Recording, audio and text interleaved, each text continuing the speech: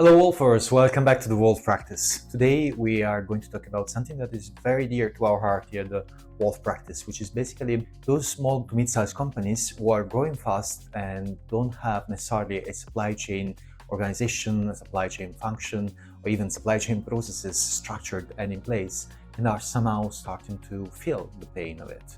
And that's something that we have seen very often, particularly with startups moving to their next stage in their life cycle, because clearly at the beginning the focus is all about sales and potentially getting the funds that are necessary from investors to continue nurturing the growth of the company.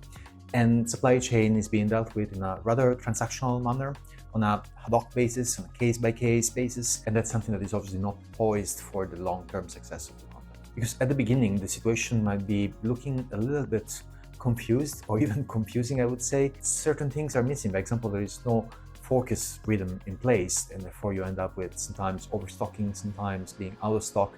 It's really not a great place to be in. Of course, systems are rather fragmented. Sometimes they're just added to, address one specific issue, one specific situation, one specific need. So there is no real harmony, and therefore there is no real visibility over the operation, what is really going on. And as I mentioned in the beginning, operations are dealt with in a rather transactional, I would say perhaps tactical way, rather than looking at those in a strategic manner. Now, of course, those are just some examples, and things that we do to help our clients to really move to the next stage are, implementing simple but effective strategies. I'm going to name here 4 different potential fixes that might really help to address the situation, and that's just the beginning of it. So the first thing that is possible, or actually I would say necessary to do, is defining supply chain ownership. So who owns the function? Who is responsible for supply chain performance in general in the company? Is this an assigned person, or is this someone else who has some other tasks and responsibilities, which is still okay, if you're short on resources, but it's necessary to have a clear identification over who is responsible for the overall supply chain performance. The second thing we said is not having a forecast rhythm in place. And therefore, particularly in the early stages, it is important to have a S&OP cadence. And our recommendation, again at the beginning, just to balance out the constraints that might exist from a resource perspective against the actual needs for operational effectiveness, is having a fortnightly cadence for your S&OP process. The third thing, of course, it's actually about making sure that you can measure your performance. So what we're talking about is having metrics in place.